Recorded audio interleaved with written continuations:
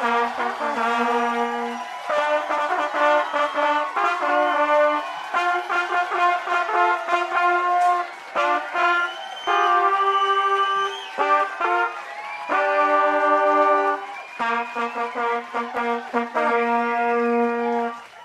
Rocky fans, this is episode 2 of Going the Distance. This is Ruben speaking, and we have Ryan in the other corner. in the other corner. Wow, the bell hasn't even rung yet, and we're already going with the boxing puns. The gloves are off. The gloves are off again. Here we go. I hope you guys are ready to go the distance. And do we remember where we left off? We? Did you remember? Yes. Okay. Well, I'm actually asking the audience too to follow us on this journey together. Like they finished listening to episode 1 maybe 5 minutes ago or 5 days ago, and so we left off in Adrian's apartment. Oh, sorry. We left off in the pet store when Rocky and Adrian met for the first time on screen. For us as an audience, they're meeting at the pet store. All right. That kind of almost ends Act 1. Kind of. So what happens after that? Right after the pet store scene, we see him do his secondary duty as a loan shark collector on the docks. Yes, yes. The thug. This is the Rocky, the thug. And I just want to say that Rocky makes for a terrible loan shark collector, because he's just, as we see throughout the series, he's got a heart of gold. Mm-hmm. He really can't do what Gazzo wants him to do, which is break this guy's thumbs who owes money. So you see this interaction. He chases down a guy. He acts a little tough at first. So when you first see him, like, oh boy, this is strong guy. This guy's obviously very scared of him. The guy that owes money, But as he makes a threat to break his thumbs, it doesn't happen. Rocky doesn't break the thumbs. He doesn't even collect all the cash. Doesn't take the guy's jacket that he offers him for money. He just says, if you want to play in the band, you got to pay. That was about it. Yeah. It set the tone for the fightings for the ring, which may have upset people for Rocky 5. What do you mean by that? Well, because he had the opportunity to beat this guy. Right. And a lot of boneheads would have. Like, if you were to generalize, if you were to picture like a UFC fighter, if there's like a UFC fighting thing, or if there was a movie today, the guy would have punched the guy. Right. Wouldn't have shown that restraint. Yeah, he showed restraint, but I think what it was too was just the fact that Gazzo, as you saw later, wanted Rocky to break the thumbs. I think if Rocky came back and said, Mr. Gazzo, he didn't have all the money, so I broke his thumbs. And I don't think he had the heart to do that to another individual. That wasn't in him. Yeah. Because Mr. Gazzo said, when I tell you to do something, you need to do it because it makes me look soft, it makes me look bad. As a loan shark collector, people are going to take money from me, and they're going to think I don't have to pay back because the thug that comes to collect isn't even going to break thumbs. So Mr. Gazzo really, he legitimately wanted thumbs to be broken. Mm-hmm. But we see here, though, that Gazzo, as we see later on in the movie, likes Rocky. So it's a weird combination of, we don't know what their history is, but they must be friends from high school or something, because, like I said, he's the worst loan shark collector, and Gazzo wants to be a legitimate loan shark guy, but he hires his friend or someone that he's got a soft spot for, even for Rocky, his own thug. Well, it shows that he's likable. Likable. Even amongst the thugs, yeah. Yeah. He has a humanity, and I think that pushes him away from his loan shark career. I do like the little sequence there when he's asked to take another name. The name was Del Rio, and in the back of the car, Rocky's taking out his notepad and pen, and he puts on these glasses. And I don't know why it kills me every time that when it comes time to write one name, he has to write down one name. He has the notepad and a pen, and he's got his glasses out. And in that sequence, in the car, the name is never written down, and then they have the conversation outside the car, and even still, the name isn't written down. And he asks Gazzo, how do you spell Del Rio? Like, how do you spell? Like, I always got a kick out of it that he needed the correct spelling of Del Rio. Yes. That somehow would help him identify. like somehow that would help him identify who the guy was that he was going to meet at the docks. I try to connect the real world is for for the movie. Yeah. So even if Rocky got the wrong spelling, would he gone to the white pages and gone through all the Del Rios with with two L's and not just one L and then REO. right. Yeah. So I always got a kick out of that he wanted the correct spelling of Del Rio, so as he wouldn't collect from the wrong Del Rio in the docs. Yeah. It's a hat off to Stallone's strong writing. Exactly. Those are little points that, like, if you were given the task, Ruben, to write a movie and to write a boxing movie, and you were even given the general outline of the Rocky movie, like he's a down and out luck on his luck boxer, he's end of his prime, he gets a big shot with the champ, go. Yeah. Well, exactly. Would you have come up with the little Well, first of all, Stallone didn't come up with a boxing movie. He came up with a love story. Correct. And even more, he came up, boxing was an analogy for his own acting career. Hey, so in a way, this is a rom-com because it's romantic. It's romantic. And there's humor in it. And there's humor. And there's drama. You should find one of those people that do the YouTube edits where they make one movie look like another movie. Like a trailer. Yeah, a trailer where they make like The Shining. The Shining is the coming of age drama, family drama film. It's a great. Rocky's a rom-com. Just lost the other half of the audience with that. Stay with us, guys. Hang in there. What really kind of moves the movie forward is when Rocky loses his locker. Yes, the locker scene. And let's fast forward, if we will, to Creed. And I don't want to give anything away to Creed because it's still a fairly new movie. And we're going to get to Creed later. We're going to get to Creed later in our podcast, of course. Don't worry, far down the road. But there's another really interesting locker scene moment as well. So I find that these locker room scenes very important in a boxing man's career. And here in Rocky 1, we see the scene that he goes to his locker. Again, almost like a humorous interplay happens here because you see Rocky take the combo or take the lock, do his combination, doesn't get it. Does it again, doesn't open. Then he takes his hat off, and in his hat on a piece of paper is his combination. So he has that piece of paper in his hat ready to go at any time that he might happen, which at this time he did, as he thought he did, forget his locker combination. It doesn't open.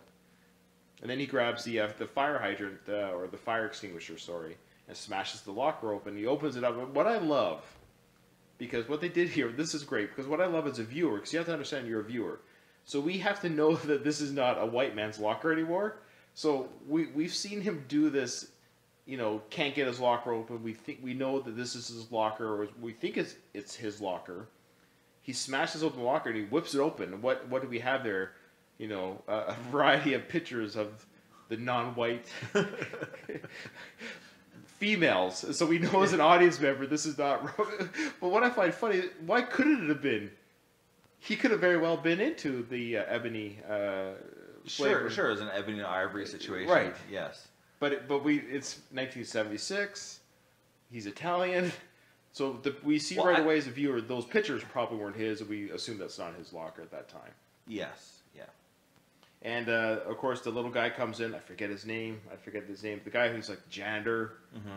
He comes in, and Rocky asks, "Hey, where's my stuff?" I love the wording here. Again, we talked about instamatically last episode. Again, I love the words that they use in this movie, and maybe we're Canadian and we're not from Philadelphia, so maybe there's terms that they use all the time there that aren't used here, i.e., the fella said, well, they're hanging up here. And the Rocky says, Mickey put my stuff on Skid Row.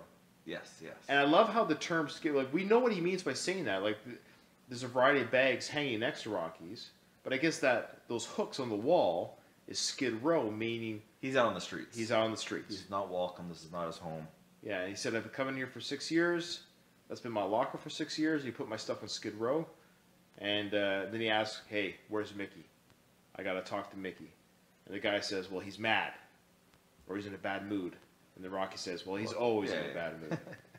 So that's a great introduction right there. We get a little bit of information of how long Rocky's been at the gym.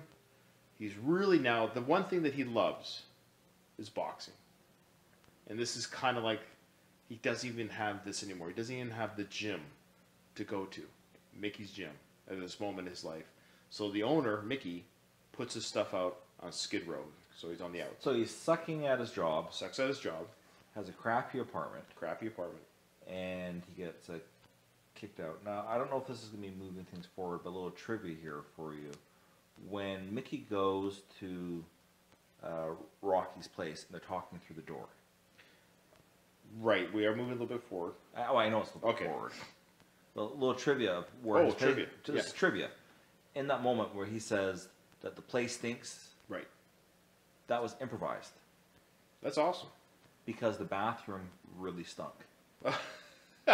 Dude, somebody drop a deuce? No, it was a real. It wasn't a set. It was a real. It was a real apartment. It was a real apartment, and it really stunk. Well, it's legitimately a really dingy looking apartment. So I thought there was just a set director's. Well, they might have added to it, of course, with stuff, but yeah, they had no smell-o-vision back then. But you know, perhaps somebody. So Stallone, in that moment of anger, talking about his apartment, since this whole place stinks. Yeah. It really did for him. Yeah. So that's the moment in life. So when this happened, when he lost the locker, he was going back to a place that stunk. Right. That was where he was in life. So yeah, that's awesome. I love those little things like as good as the script is. Sometimes in movies, as a movie fan, you know this, actors will, if they're allowed to. Now you got to keep in mind, some directors and writers will give you no freedom to do so because, and in fact, I don't know if you're a fan of Dexter, but Dexter. I love his work. Yeah, he does. He does a great job out there. But I've just started watching Dexter. I'm in the 3rd season, and I went to the trivia page for Dexter because I enjoy the trivia without the spoilers. And they said that, for example, for Dexter, there is absolutely zero improvising by the actors. Zero. So, which I actually kind of like. And I'll tell you why I like it. When I hear that, though, is because I also enjoy shows like Curb Your Enthusiasm where it's all so it's its own unique talent to completely improvise dialogue and story.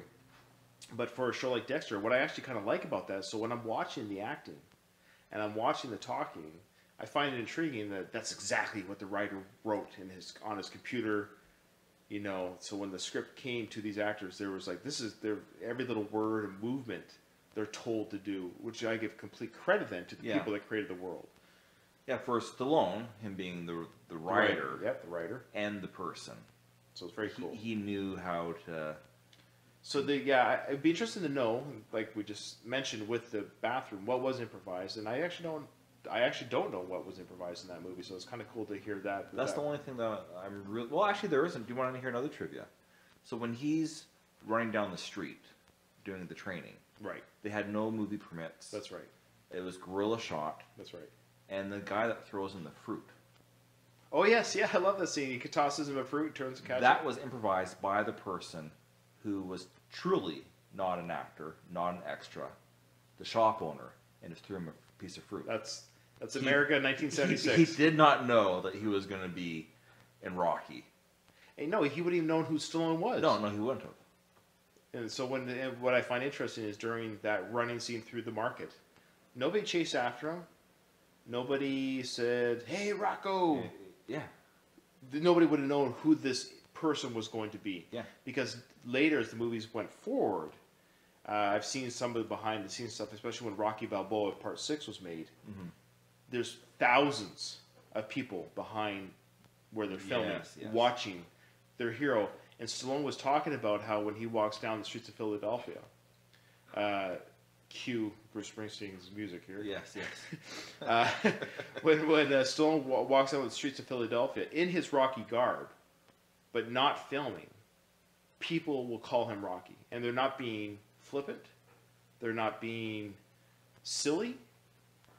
They will treat him as Rocky. Well, Philly does have a vibe. Right.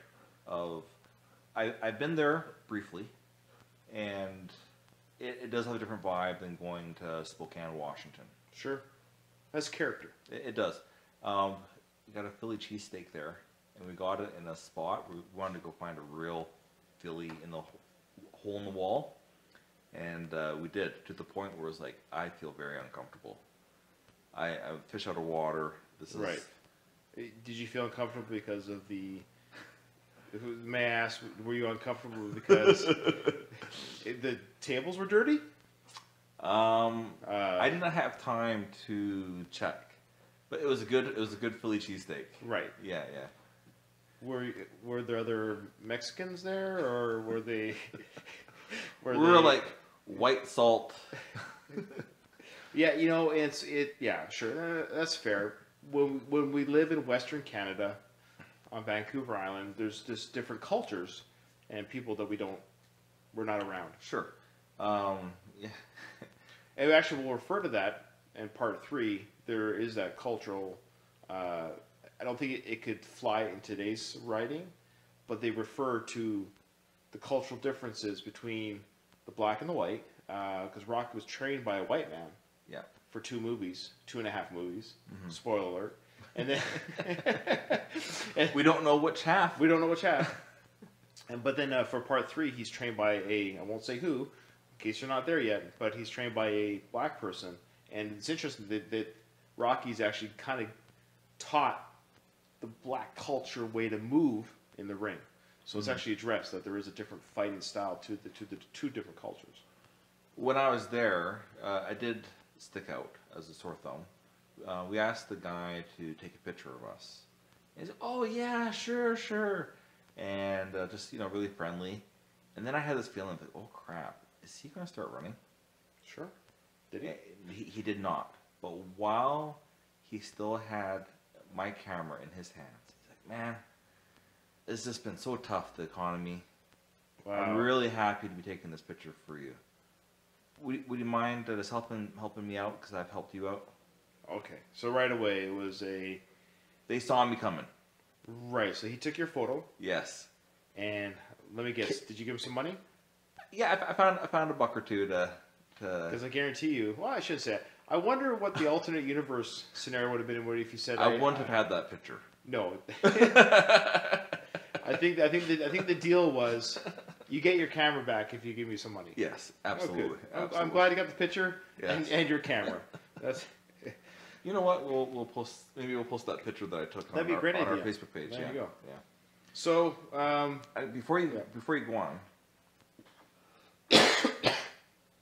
before you go on to the next topic, there was another improvised scene that I can think of for the ice skating rink scene. oh yes, but we're not there yet. I know we're not there yet. I know, but that's a great story. Okay. The first date is a great story, so All right. I save it. I like it. I like it. Okay. I know where you're going.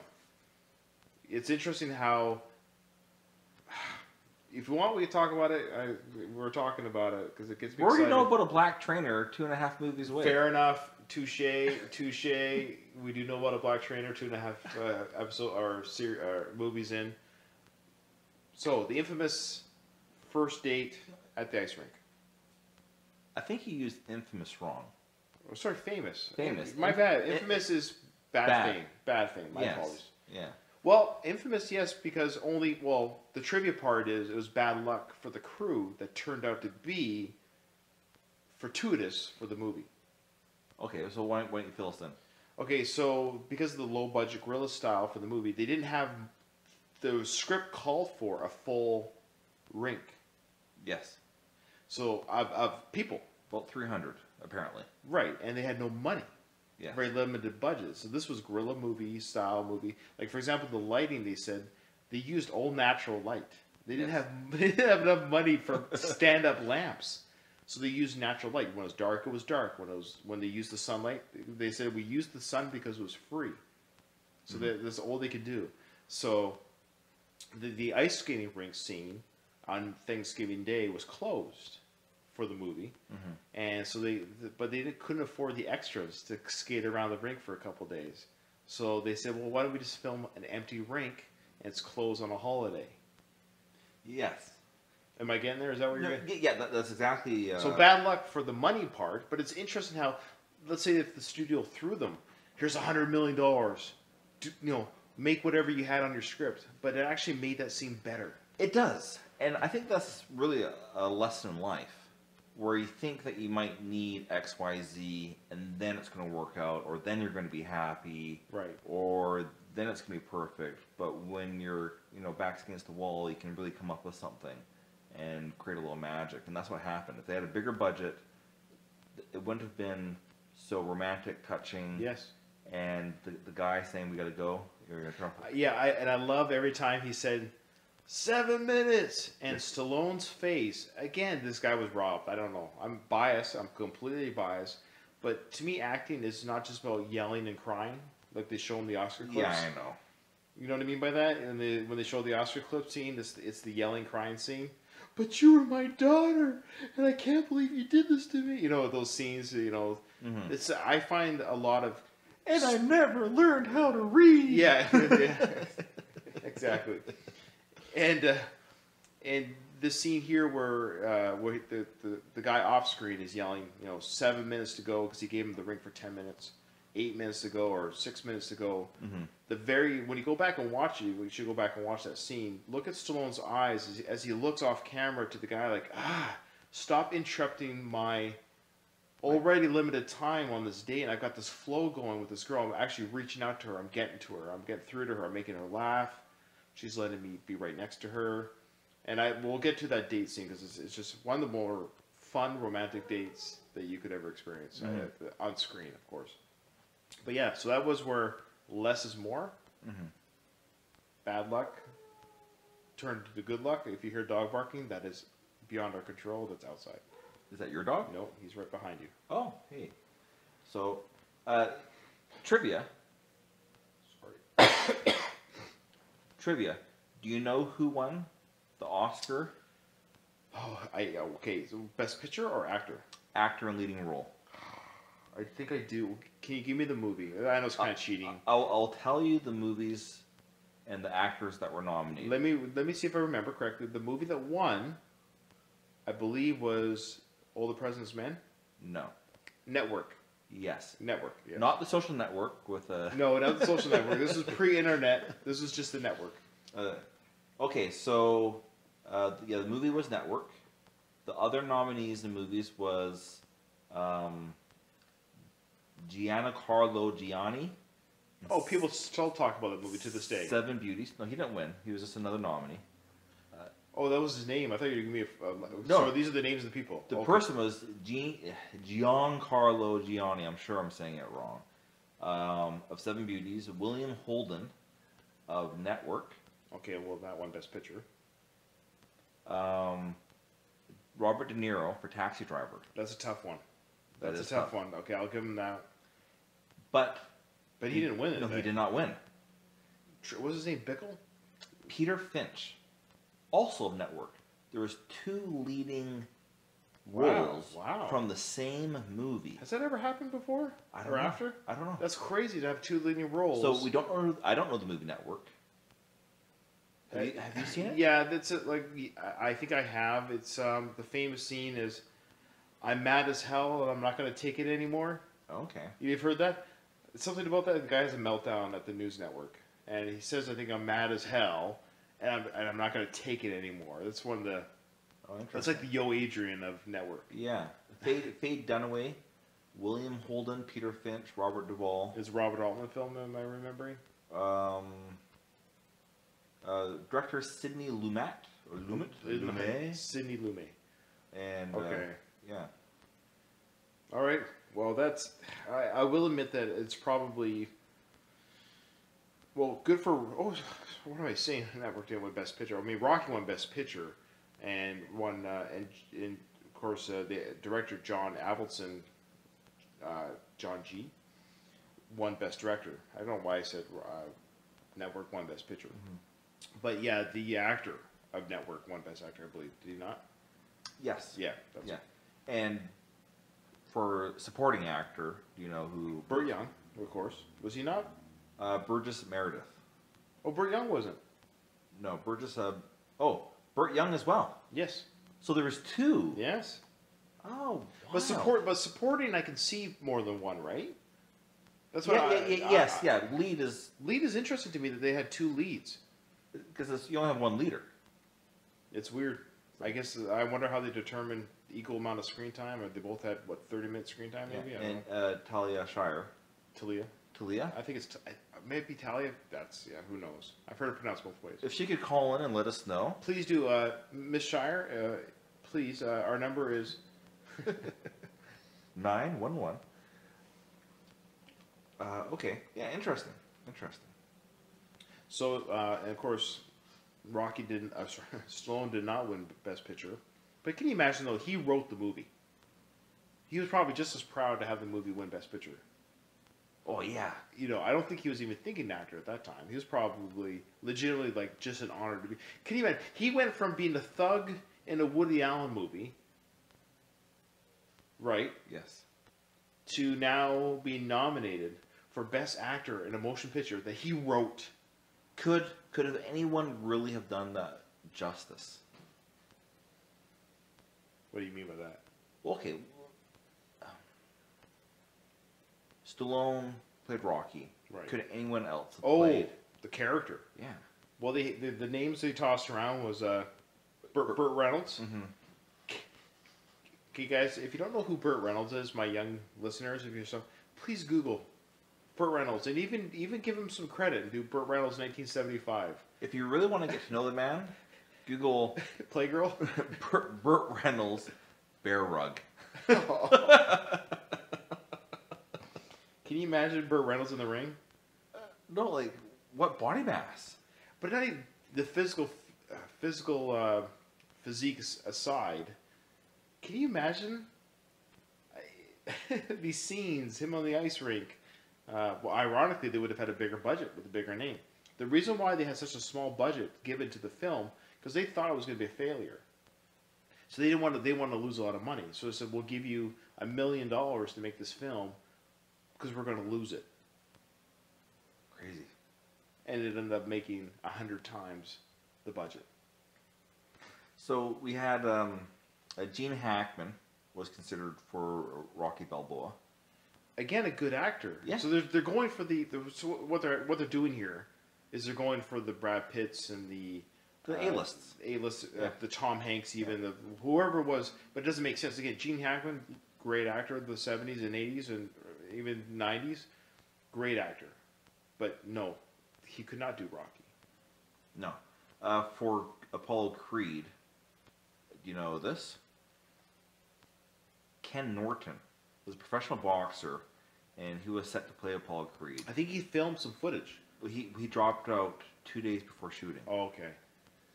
Maybe he filmed some footage. No, I mean, I either that or I was going to say he was close to filming.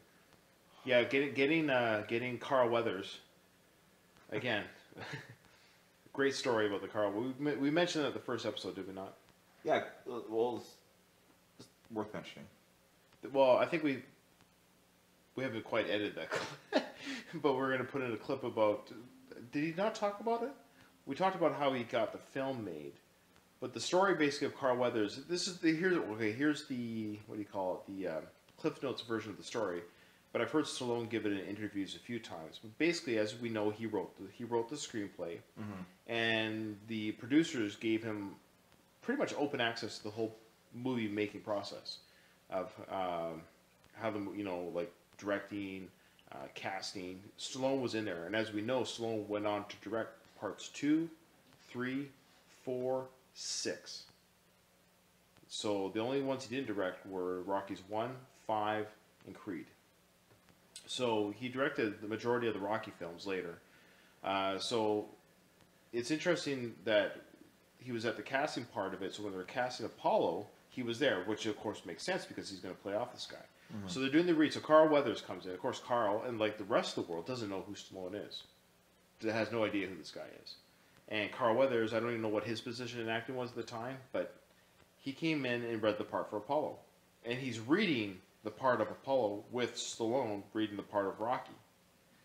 And after the reading was done, and they said after the reading was done, they said to Carl, well, thanks for coming in. We'll let you know. But Carl asked, well, who's playing the part of Rocky? You know, I'm just curious. Who's Yeah. And Stallone goes, well, me. And Carl goes, well, I thought you were the writer. He goes, well, I am. He goes, well, why are you going to give me a real actor to play Rocky? Stallone then turned to the producers and said, he's perfect. Yes, yeah. He did mention that, but not in that detail. So I appreciate that. So Stallone Stallone is the most self-depreciating individual. That's what's great about him. Even in real life, he will never take accolades and say, "Oh yeah, that's me." He loves not playing the fool, but you know what I mean. He doesn't mind being the guy that. So when that happened, maybe another type of actor might have been like, "How dare he?" I'm sure somebody would. I'm the actor, writer. This is my show.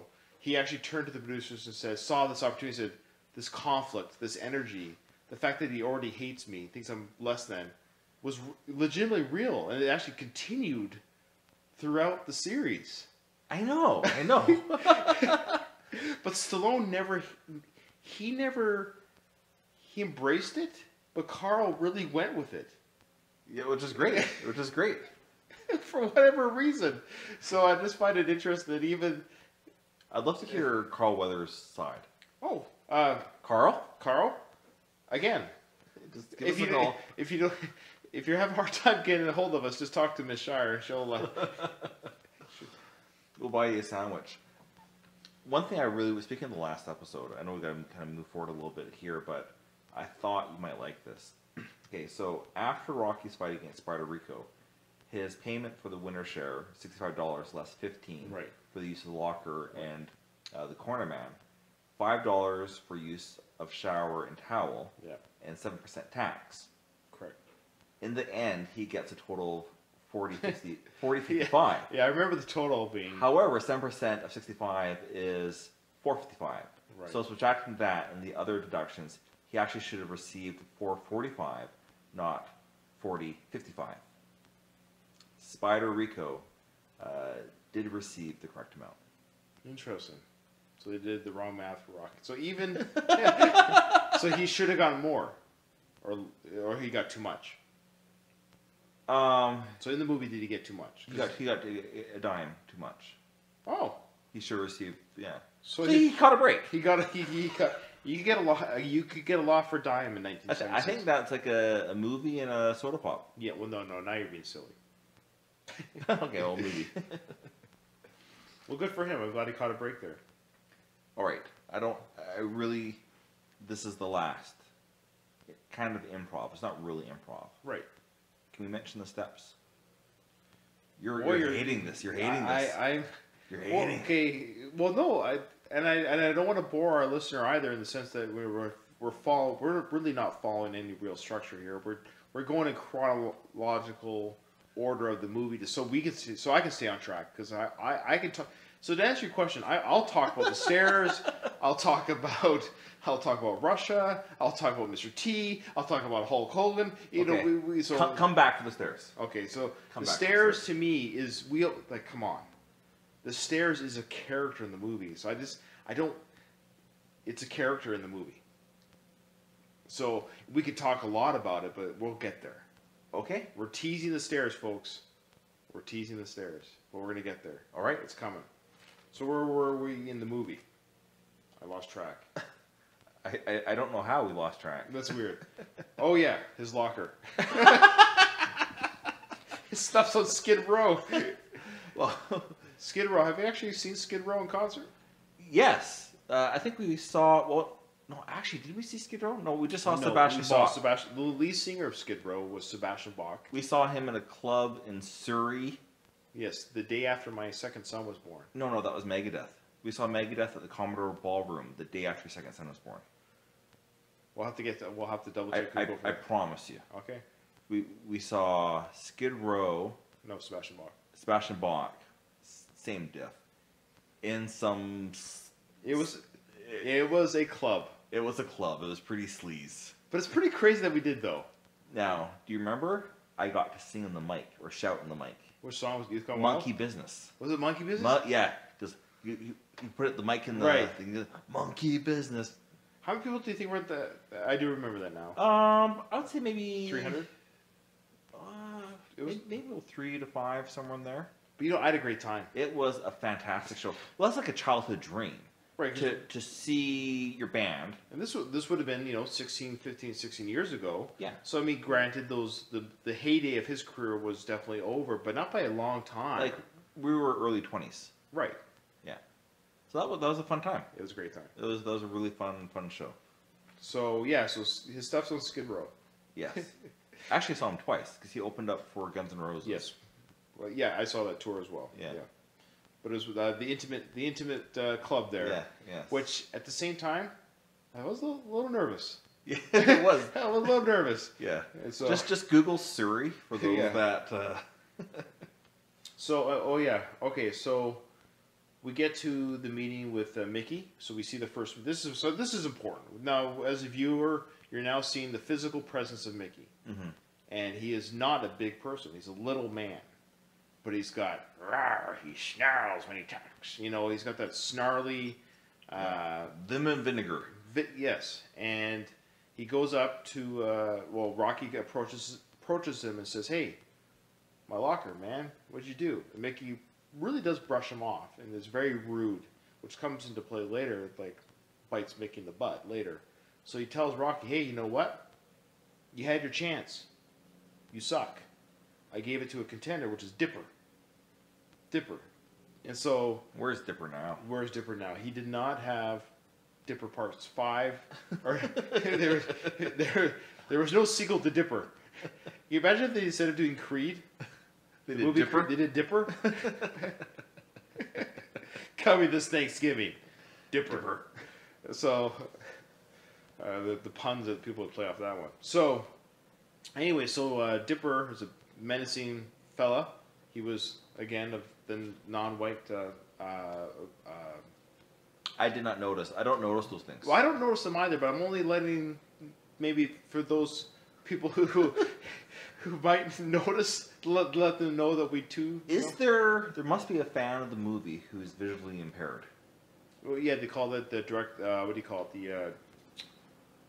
When you descriptive video. Uh-huh. You've heard of that? Oh Descriptive yeah, video. yeah. So I would love to be that guy. Rocky approaches Mickey. Mickey's sitting next to the ring, Yes. watching a menacing black man practice punching. How do you explain black? Well, that's the thing.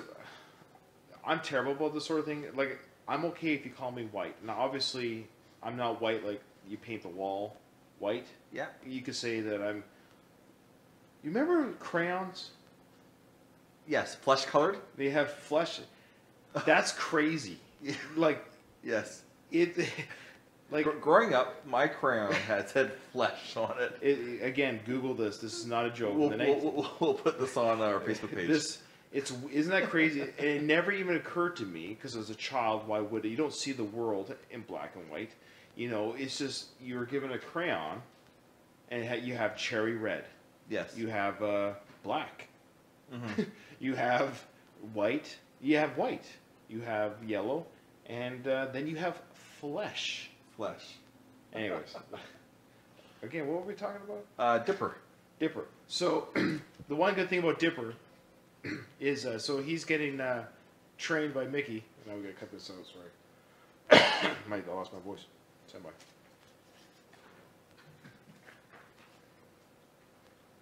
So Mickey has chosen Dipper to be his contender.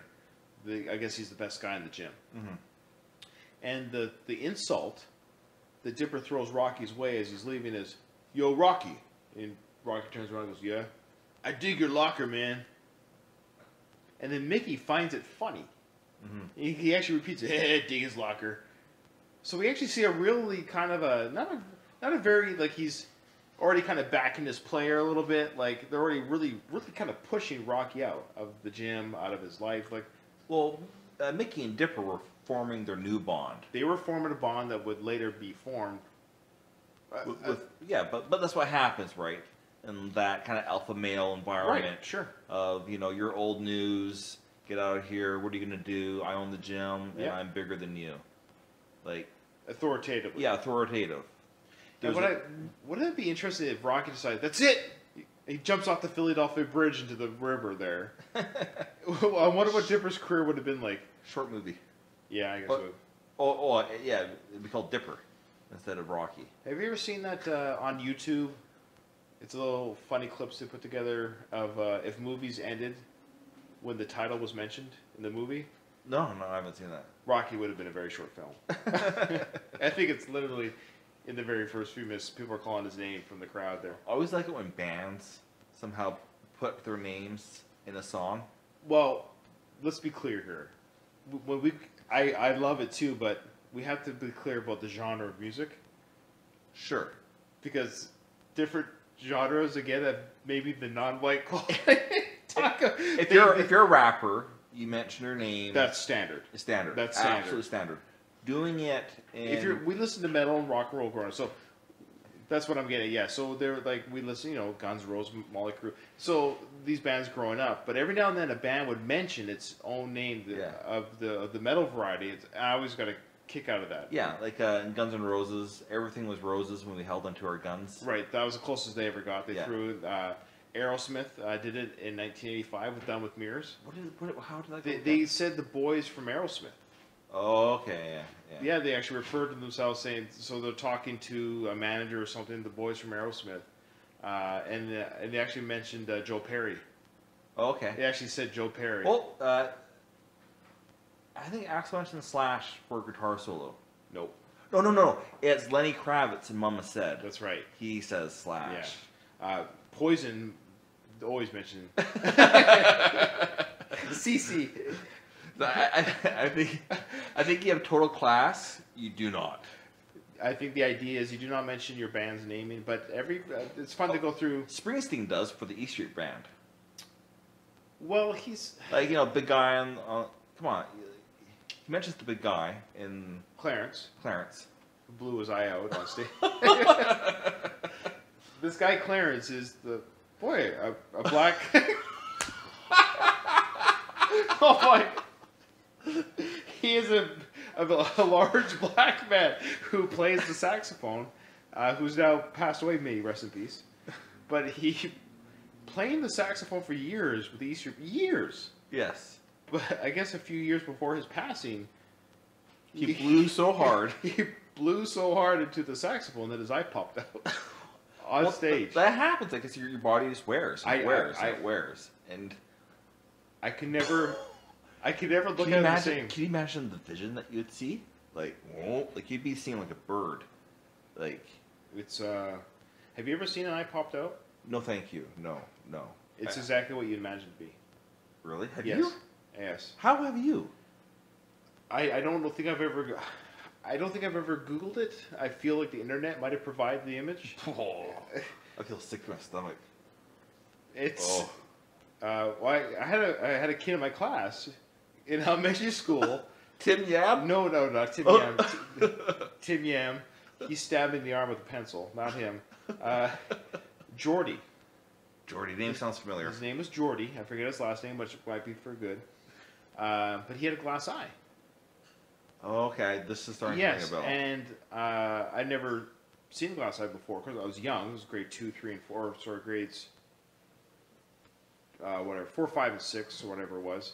And he had a glass eye, and his eyelid was actually halfway down a little bit, or his eye, yeah. So it kind of kept it in. So he had his eyelid was kind of down to keep the glass eye in, but he would take out his eyeball every now and then, his glass eye, and just roll around in his hand and put it back in his eye. So was it actual ball? Yes, it's a glass eye.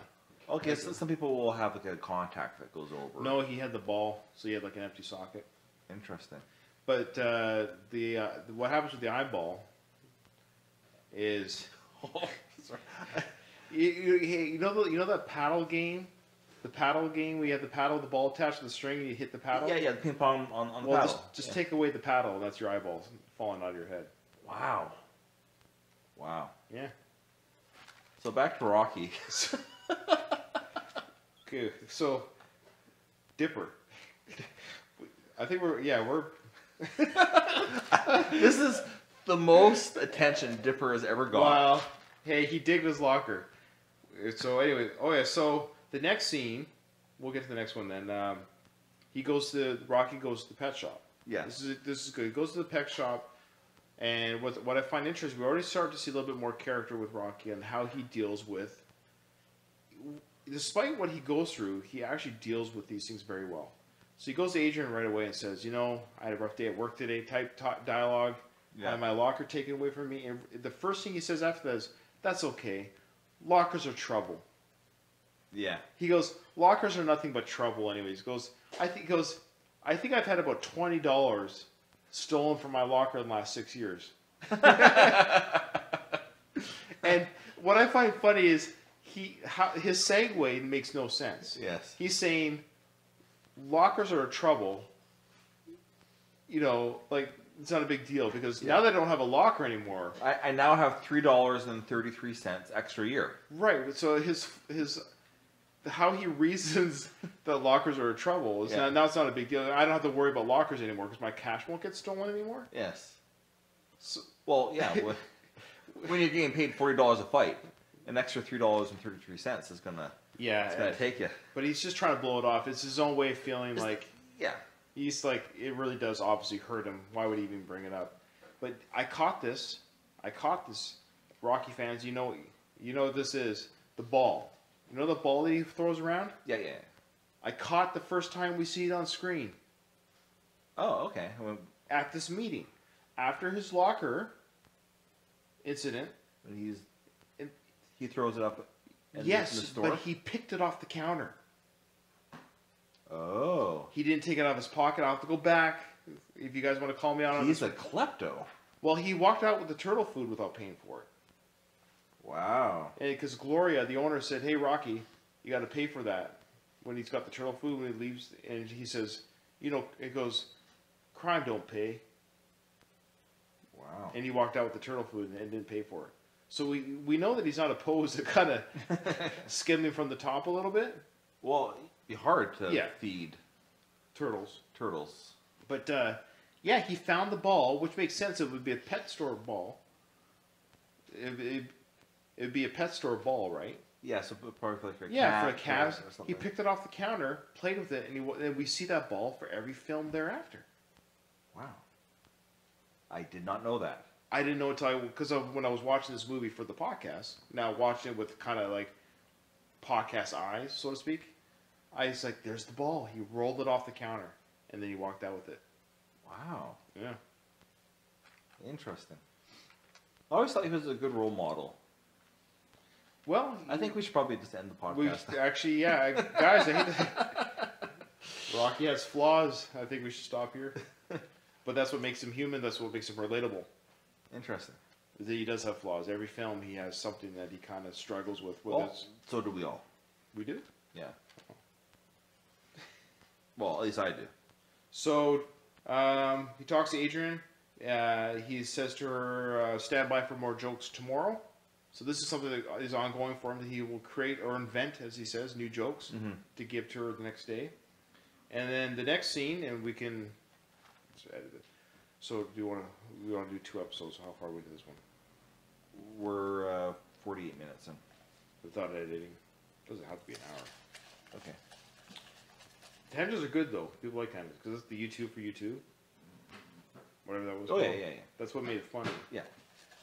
Was the they went off on... You have to. But they have to be natural, which they haven't. It's good. So we can, how do you want to, because the next scene is actually, like the next part of the movie is, it actually is Polly. You go and I'll end. No, but I mean, that'd be a good place to start, because now it's the meeting. I know, but you pretend to go and I'll end it. Oh, into Polly? I'll end this episode. So continue on. So you went like this. You interrupted yourself. So just continue. All right. Well, after the pet shop meeting with Adrian, the next event in the movie is the first meet with Polly. And we're gonna have to do that for the following episode because we're running out of cassette tape. Right. I could see the little dark wheel on the one side. Did you record over the last episode? That record over it? Yeah, on the cassette tape. I might have. Oh. You got to break that protective tab. Yeah. Actually, before we end, I had a little memory today that's Rocky related. It might be out of sequence, but I remember being my daughter's age, which is 5. I had a little red Kuwahara BMX bike. Yes, I remember the bike, actually. I do remember it. Do you remember? I remember being jealous of the bike in a sense, because it was a cool little bike that I never had. I never had a cool little bike at Do that you remember age. Dad coming home with 4 bikes in the trunk of our Buick? But a 1979 Buick LeSabre. Yeah. Bench seats. Yep. 3 in the front, 3 in the back. Yeah, family. This carried our family of 6. 2 bench seats in a Buick LeSabre. Oh my gosh. You sat in the middle front for years. Years. And all 4, I believe you yourself included, all 4 sons got their driver's license on that car. I didn't get my driver's license in that car. Oh, you didn't? Well, the No. first 3 then. Yeah. Okay. Mine was a Pontiac Grand Am. You took the test in the Grand Am? Yeah. All right. Well, that it's might- how I was born. I cannot choose my birth order. that might explain your driving. We learned how to drive at a beast. you drove the Grand. Okay, Don't get me wrong. I drove the Buick, but I didn't get my license. right. But to go for the Buick, a '79 Buick LeSabre, Yes. to a 1992 Grand Am, Pontiac Grand Am, was like a Stone Age Well, to. no. It was like Flintstones to Jetsons. It was amazing. It went from an AM stereo to a CD player. Yeah, it's the jump was almost shocking. We would have a cassette stereo that we'd bring into the car for our family vacations. Right. It only had AM radio. It only had AM radio. So, anyways, I'm writing on. Do you remember the cassette player that we had, a Fisher Price cassette player? Yeah, I do. I had. I'm sure I didn't own it, but I put the Eye of the Tiger music, the cassette in there. And I Nice. put it on the handlebars, and I went riding around on our street, like full blast to 10. Eye of the Tiger, going really fast. And some neighbor heard and saw me doing this and just howled laughing. I was so embarrassed, I just kind of even quicker, But he might have thought it was cute or fun. Well, yes, but I was But as a 5. kid, For you're me, like- I was like, I'm the real deal. Right. Like, I had the Eye of the Tiger, I was going for it, I had the music playing, Well, I can't wait to talk about Rocky 3. They're all good. They're all good. Well, we'll talk about Paulie, though, next time. So, Act 1A has been done. We'll Yes. do as Act 2B and the next, and then 3-ish after that. Everyone got that? All right. Ding, ding, ding! Ding, ding.